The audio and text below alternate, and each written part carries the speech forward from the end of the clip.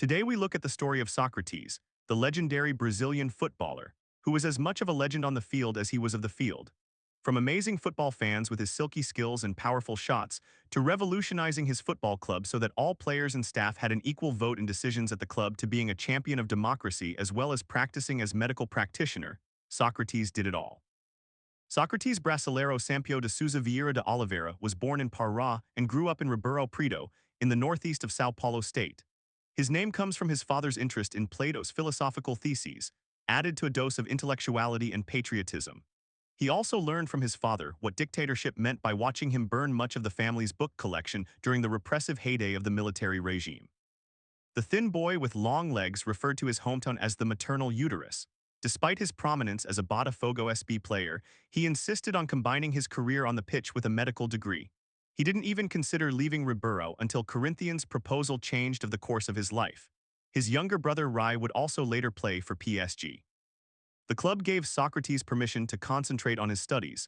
He hardly trained because of his focus on his medical degree. His ambition as a professional athlete was inversely proportional to his predilection for drinking. "I just want to pay for gas and beer with the change I earn at Botafogo," he said. Aware that his father would only allow him to consider signing professional terms as a medical graduate, bigger clubs began to show interest in him at the age of 24. Sao Paulo's legendary president of Corinthians, Vicente Mathias, offered Botafogo $350,000, Brazil's record signing at the time. Socrates said goodbye to Ribeirão. On August 20, 1978, he wore the white shirt for the first time in a classic game against Santos. He gave a decent performance in the 1-1 draw at the Morumbi in front of nearly 120,000 spectators, in which had already used his greatest move, the heel touch. For him, it was a way of compensating for the lack of agility caused by his 1.92 m height. "It makes my game faster," he said. 6 days after his debut, he scored his first goal for the club against Ferroviaria. He was known by the nicknames of Magro, Skinny, and Doctor. He didn't win a Paulistão São Paulo First Division until the following season, however, impressing spectators by the vision of his game and moves of pure class. By that time, Socrates was already experiencing what he called a radical transformation in my life. He achieved national fame and prestige that he had never imagined. "I never intended to be an idol. Before at Botafogo, I played for pleasure, but football is becoming a burden for me. If I have to choose between living my life with my family and playing football, I have no doubt I will stop playing football," he said shortly before winning the 1979 São Paulo title. His motivation to continue his career with football was a huge personal challenge for him. His only motivation to play football was to represent Brazil in a World Cup. He was frustrated by not being called up for the national team in 1978, despite a sequence of good performances by Botafogo. He understood that Corinthians could give him more visibility, so he decided that after playing a World Cup, he would consider hanging up his boots. Before the World Cup, Socrates enjoyed his increasing popularity. He deceived defenders, faking a move to the left before advancing with elegance to the right. He was also one of the earliest exponents of a clenched fist celebration in the style of the Black Panthers, initially seen by many Corinthians fans as a cold or even a non-racial gesture, but later a statement towards the dictatorship. Socrates played either as an attacking or central midfielder. Although capable defensively, he didn't have the work rate, which is why he played more as an attacking midfielder than centrally. Socrates was an elegant, talented, and technical playmaker. His playmaking skills were mostly through 1-2 passes and incredible through balls. His vision was on an incredible level for any player in history. Only a few players like Platini and Maradona were in the same category of vision at the time. He was a physical presence all around on the pitch and was incredibly strong even though he was a slim guy. He was two-footed and also a prolific goalscorer. He had a powerful and accurate shot from distance and was incredible at running into space. He was strong in the air and the focal point for the goalkeeper when taking a goal kick because of his strength in the air and his incredible control of the ball. He read the game on a legendary level and used no-look heel passes more common than anyone in history. One thing Socrates thought about himself was the fact that he was an anti-athlete, which was true thanks to his habits outside of the pitch. He was thriving because of his use of his body and his incredible intelligence. If he had more of a work rate defensively, he might have been one of the best box-to-box players ever just because of his ability to read the game. In the early 1980s, the midfielder was so confident that he recorded a song which he named Casa de Caboclo. To anyone who criticized him, he had an answer ready. Everybody must be free to express themselves in any way on any subject. He knew that the song wasn't particularly good, but he was proud to have drawn attention to country music and opened doors to new artists of the genre. In just over 3 years at Corinthians, he reached the 100-goal mark, many of them in partnership with Walter Casagrande, becoming one of the club's most loved striking duos. They only played together for 2.5 years, but this was enough to write, as the ex-center-forward Casagrande describes in his book, a love story. It was not easy to play with Socrates, says Casagrande. He always surprised you. I needed to think as quickly as he did. The two helped to establish the Democracia Corinthiana, a revolutionary movement in Brazilian football, in which the players not only participated in the daily decisions of the club, but manifested themselves publicly by redemocratization during the dictatorship. Socrates took advantage of his fame to raise flags beyond the pitch and to exercise something that was everything to him: freedom of thought and expression. Although he had promised himself that he would retire after playing in a World Cup, that did not happen.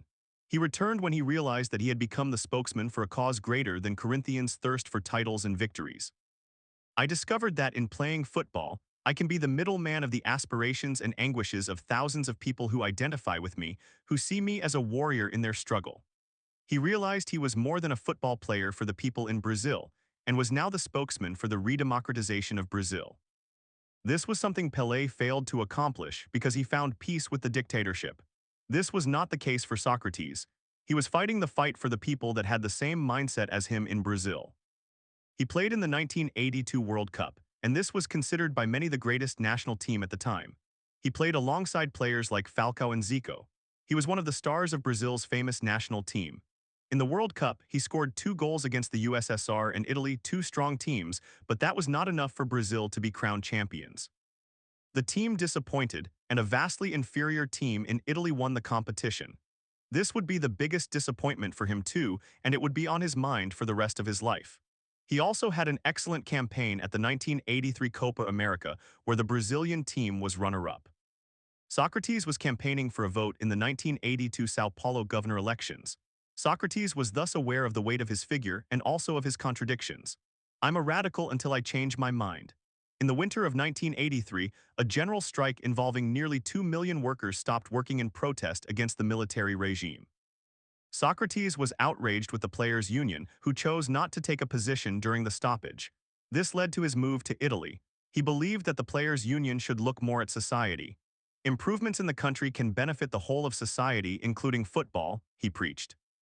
With the departure of Zico for Udinese, Socrates became the biggest name in the most popular sport in Brazil.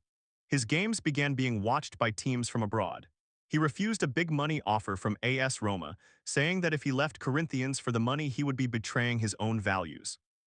In fact, he only continued to play because he felt fulfilled on his journey as a social activist in the battle against the dictatorship. In 1982, he wore a shirt encouraging a popular vote in the first direct election for governor of São Paulo in almost 2 decades.